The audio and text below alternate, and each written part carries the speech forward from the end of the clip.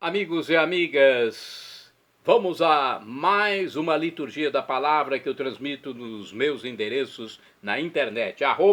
Paulo Roberto Maciel, Maciel 7919 no YouTube, Paulo Roberto Maciel 6 no Instagram, repórterpaulomaciel.blogspot.com e facebook.com/Paulo Maciel da rádio.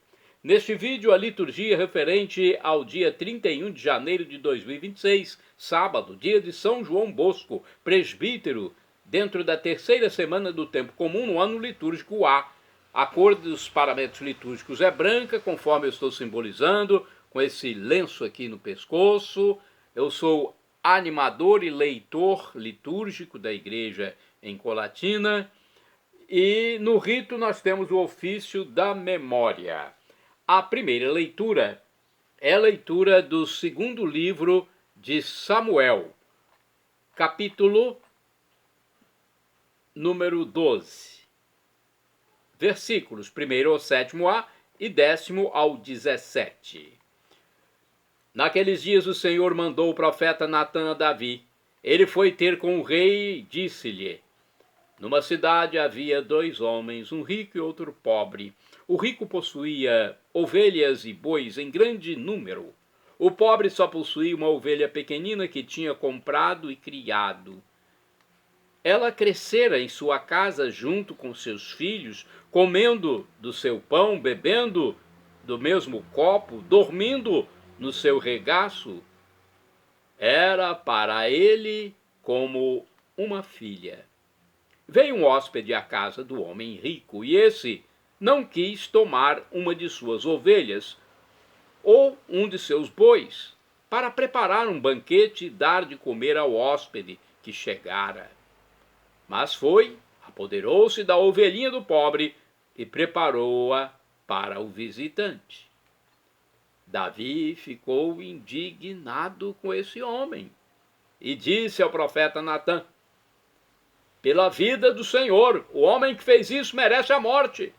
Pagará 4 vezes o valor da ovelha por ter feito o que fez e não ter tido compaixão. Natã disse a Davi: esse homem és tu. Assim diz o Senhor, o Deus de Israel: por isso a espada jamais se afastará de tua casa, porque me desprezaste e tomaste a mulher do hitita Urias para fazer dela a tua esposa. Assim diz o Senhor: da tua própria casa farei surgir o mal contra ti, e tomarei as tuas mulheres sob os teus olhos e as darei a um outro, e ele se aproximará das tuas mulheres à luz deste sol. Tu fizeste tudo às escondidas. Eu, porém, farei o que digo diante de todo Israel e à luz do sol. Davi disse a Natã: pequei contra o Senhor. Natã respondeu-lhe: de sua parte, o Senhor perdoou o teu pecado, de modo que não morrerás. Entretanto, por teres ultrajado o Senhor com o teu procedimento, o filho que te nasceu morrerá. E Natã voltou para a sua casa. O Senhor feriu o filho que a mulher de Urias tinha dado a Davi, e ele adoeceu gravemente. Davi implorou a Deus pelo menino e fez um grande jejum, e voltando para casa passou a noite deitado no chão. Os anciãos do palácio insistiam com ele para que se levantasse do chão, mas ele não o quis fazer, nem tomar com eles alimento algum. Palavra do Senhor, graças a Deus. Olha o pecado, o que dá. Deus corrige, a gente chama de castigo, mas é uma grande correção que Deus faz. Ele perdoa o pecado, mas corrige aquele que pratica o mal. Salmo responsorial, Salmo 50, na Bíblia Vulgata, ou 51, na Bíblia de Jerusalém. Os versículos 12 ao 13, 14 ao 15, 16 a 17. Refrão 12a. Criai em mim um coração que seja puro. Repitamos. Criai em mim um coração que seja puro. Criai em mim um coração que seja puro. Dai-me de novo um espírito decidido. Ó Senhor, não me afasteis de vossa face, nem retireis de mim o vosso Santo Espírito. Criai em mim um coração que seja puro. Dai-me de novo a alegria de ser salvo, e confirmai-me com espírito generoso. Ensinarei vosso caminho aos pecadores, e para vós se voltarão os transviados. Criai em mim um coração que seja puro. Da morte, como pena, libertai-me, e minha língua exaltará vossa justiça. Abri meus lábios, ó Senhor, para cantar, e minha boca anunciará vosso louvor. Criai em mim um coração que seja puro. Repetamos: criai em mim um coração que seja puro. Agora vamos ao Evangelho. Vamos ao Evangelho escrito por São Marcos, capítulo 4, versículos do 35 ao 41. Antes de proclamá-lo, vamos aclamá-lo. Aleluia, aleluia, aleluia, aleluia, aleluia, aleluia, aleluia, aleluia.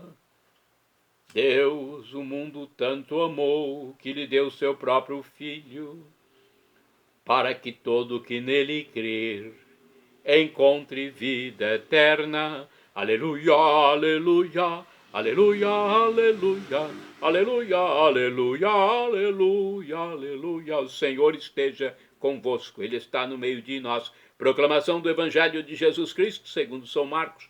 Glória a vós, Senhor. Pelo sinal da Santa Cruz, livra-nos Deus, nosso Senhor, dos nossos inimigos. Naquele dia, ao cair da tarde, Jesus disse a seus discípulos: vamos para outra margem. Eles despediram a multidão e levaram Jesus consigo, assim como estava na barca. Havia ainda outras barcas com ele. Começou a soprar uma ventania muito forte e as ondas se lançavam dentro da barca, de modo que a barca já começava a se encher. Jesus estava na parte de trás, dormindo sobre um travesseiro. Os discípulos o acordaram e disseram: mestre, estamos perecendo e tu não te importas? Ele se levantou e ordenou ao vento e ao mar: silêncio, cala-te. O vento cessou e houve uma grande calmaria.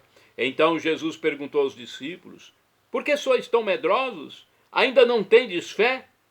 Eles sentiram grande medo e diziam uns aos outros: quem é este a quem até o vento e o mar obedecem? Palavra da salvação. Glória a vós, Senhor. Vamos à revista Igreja em Oração saber da explicação do Evangelho. O Evangelho de hoje é uma ponte entre o Sermão das Parábolas, que está em Marcos capítulo 4, versículos do 1 ao 34, e uma série de 3 milagres realizados por Jesus, em Marcos capítulo 5, versículos do 1 ao 43. Os discípulos não compreenderam o sentido das parábolas, mas amadureceram na fé e no conhecimento da pessoa do Messias, Jesus. Por isso, quando o mar, símbolo do maligno, sacode a barca da igreja com uma tempestade, que significa perseguição aos cristãos, os discípulos, aterrorizados, não têm fé. Jesus dorme, como a semente lançada na terra, que cresceu e ninguém sabia como, pois todos dormiam. Marcos capítulo 4, versículos do 26 ao 27. Jesus, no entanto, desperta e acalma a tempestade. Pergunta aos discípulos: ainda não tendes fé? A indagação é praticamente uma afirmação. Nessa narrativa da tempestade acalmada, pragmática para a vida da igreja e do cristão, Cristo nos ensina que todas as tempestades e os medos provêm da nossa falta de fé. Esse é o motivo pelo qual afundamos. Medo e fé estão em contradição. Na fé nele, tudo pode ser superado. Se nossa fé não dorme, também Cristo se desperta e age. Vamos agora a outra reflexão do livro Dia a Dia com o Evangelho. Vamos saber o que diz aqui sobre Marcos, capítulo 4, versículos do 35 ao 41. Embora esteja com seus discípulos na barca, Jesus dorme, isto é, não deixa sentir sua presença. Então levanta-se uma grande tempestade de vento, pondo em perigo a travessia. Qualquer missão sem Jesus está fadada ao fracasso. Assustados, os discípulos despertam a Jesus, chamando-lhe a atenção pela falta de apoio. Dizem para ele: não te importas que morramos? Jesus se importa, sim. Primeiro censura-lhes a falta de fé e confiança, que afastam qualquer tipo de medo. Depois comanda ao vento e ao mar que sosseguem. Jesus dá ordem ao vento e ao mar. Todos precisamos enfrentar os perigos exteriores e interiores, forças estranhas dentro de nós, para evitar o naufrágio. Os discípulos ainda não se dão conta de quem é realmente Jesus, o Filho de Deus, o próprio Deus encarnado, mas constatam que ele tem poder sobre a natureza, o que é uma prerrogativa somente de Deus. Vamos aos santos do dia, aqueles que creram em Jesus como Deus. Muitos foram até mártires. São João Bosco é santo do dia 31 de janeiro, natural de Castelnuovo de Asti. Nasceu a 16 de agosto de 1815. A missa deste dia 31 de janeiro deve ser em homenagem, em memória a São João Bosco. Ele recebeu da mãe uma sólida educação cristã, consagrou-se à educação da juventude. Com este objetivo, fundou duas congregações religiosas, a Pia Sociedade de São Francisco de Sales, Padres Salesianos, e o Instituto das Filhas de Maria Auxiliadora. Foi fecundo escritor de obras catequéticas e apologéticas. Suas leituras católicas difundiram-se por toda a Itália. Faleceu em 1888. De acordo com o site do Vaticano, fundador dos Salesianos e das Filhas de Maria Auxiliadora, João Bosco foi canonizado em 1334. É o padroeiro dos educadores, dos jovens, dos estudantes, dos editores. Seu zelo com as crianças de rua, pobres ou sem educação, exigia paulatinamente uma vida mais espiritual do que social. De mihi animas cetera tal. De mihi animas cetera tal. Dai-me as almas e pegai todo o resto. Era o lema que se destacava em seu quarto. Queria salvar as almas. Ele teve um sonho premonitório quando tinha apenas 9 anos de idade. Estava circundado de jovens que blasfemavam. João Bosco tinha um temperamento impulsivo. Para que aqueles jovens parassem de blasfemar, ele os agredia com socos e chutes. Mas Jesus lhe apareceu por primeiro e depois a Virgem Maria, convidando-o a ganhar amigos, não com socos, mas com a mansidão e a caridade. Somente assim poderia levá-los a entender sobre a fealdade, a feiura do pecado e a preciosidade da virtude. João nasceu em 16 de agosto de 1815 numa família de camponeses. A notável inteligência de Joãozinho, que emergiu já em tenra idade, logo se defrontou com a hostilidade de um meio-irmão chamado Antônio, que achava uma perda de tempo ler livros, como João fazia. A arrogância de seu meio-irmão obrigou João a sair de casa, encontrando um trabalho como garçom. João Bosco havia apenas feito sua primeira comunhão, mas já atraía em torno de si muitas pessoas, as quais falavam de Jesus com uma linguagem atraente, com jogos e acrobacias que havia aprendido em circos. O capelão de Murialdo, padre João Calosso, lhe deu as primeiras lições de latim. Somente assim, em 1831, João pôde retomar os seus estudos e completar os cursos. Para pagar as lições, trabalhava como alfaiate, garçom, estribeiro, carpinteiro, sapateiro, ferreiro. Logo chamou a atenção de São José Cafasso, sacerdote que o encaminhou para o seminário. Em 5 de junho de 1841, foi ordenado sacerdote em Turim. Começou seu apostolado na igreja de São Francisco de Assis, onde se dedicou aos jovens mais pobres, que encontrava pelas ruas, nas casas abandonadas, nas prisões, provenientes muitas vezes dos campos, incivilizados e desorientados pelo processo de industrialização. Em 1844, inspirado por São Felipe Neri, fundou o oratório dedicado a São Francisco de Sales. Desta forma, dava início também à congregação salesiana em prol da juventude. Mais tarde, em 1872, junto com Santa Maria Domenica Massarello, fundou o Instituto das Filhas de Maria Auxiliadora para a Educação da Juventude Feminina. Esta missão salesiana assumiu logo um caráter internacional. O sacerdote era um promotor convicto da boa imprensa católica, que visava combater os efeitos funestos da imprensa má, que veiculava mentiras e heresias. Tantos compromissos católicos, espirituais, pastorais e sociais, além de uma incondicional fidelidade ao Papa, criaram para o fundador dos salesianos inimizades, perseguições e ataques num período de governo liberal e maçônico. No entanto, ele era tão estimado pela sua obra educativa que em várias ocasiões foi escolhido como mediador entre o Estado e a Santa Sé.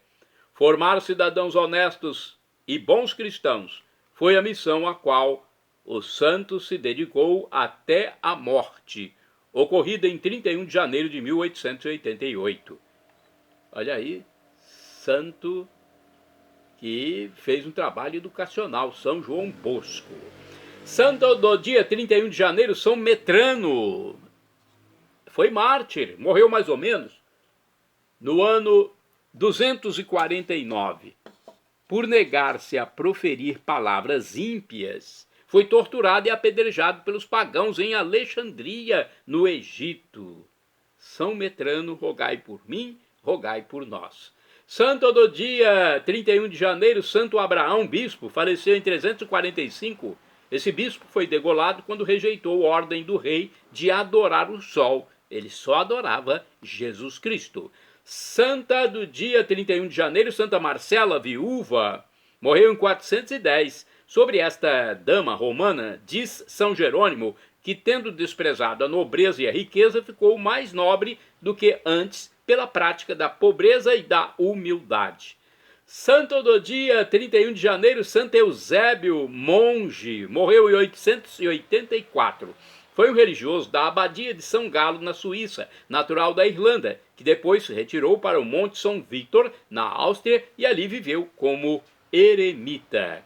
Santo do dia 31 de janeiro, São Francisco Xavier Maria Bianchi, presbítero, morreu em 1815. Foi sacerdote da Ordem dos Clérigos Regulares de São Paulo. Dotado de dons místicos, ele conduziu muitos à vida da graça em Nápoles, na Itália. Bem-aventurada do dia 31 de janeiro, a beata Luísa Albertoni, viúva, morreu em 1533. Após a morte do esposo, tornou-se terciária franciscana e se dedicou às obras de caridade, acolhendo os pobres em seu próprio palácio. Bem-aventurada do dia 31 de janeiro, a beata Candelária de São José. Foi virgem e morreu em 1940. Fundou em Alta Gracia de Orituco, na Venezuela, a Congregação das Irmãs Carmelitas da Madre Candelária. Shalom Adonai é uma expressão hebraica que significa a paz de Deus, é o que eu desejo para todos vocês. El Shaddai, também do hebraico, significa Deus onipotente, ele proverá aquilo que você deseja, se for para o seu bem. O professor e escritor de mais de 100 livros da Igreja Católica, Felipe Rinaldo Queiroz de Aquino, em seu canal no YouTube, onde responde as nossas dúvidas, diz que Deus pode nos dar uma dessas 3 respostas quando pedimos algo. Sim, não ou espere. Qualquer das 3 devemos acatar. Afinal de contas, vem de Deus. Deus é o nosso Criador, é o Criador do mundo, e um dia nós iremos viver eternamente com Ele. Perdão, Senhor, pelos meus pecados passados, presentes, futuros, físicos, espirituais, pecados do pensamento, palavras, atos, omissões, e me dê a vida eterna. Meu Jesus, eu quero a vida eterna convosco. Acesse Paulo Roberto Maciel e vá ao YouTube, Instagram, Facebook e blog. Que Deus abençoe a cada um de vocês, meus seguidores.